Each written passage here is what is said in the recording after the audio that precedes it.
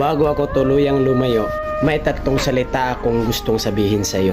Salamat, pasensya at paalam. Unang-una, salamat sa pagbibigay ng pagkakataon na mahalin ka.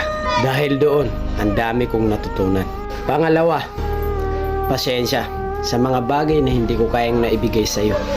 At sa mga pagkukulang na hindi ko napunan. At sa mga pangakong hindi natupad.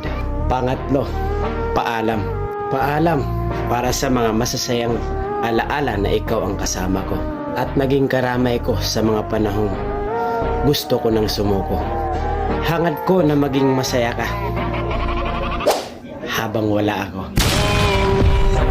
Money, money, money, money, money.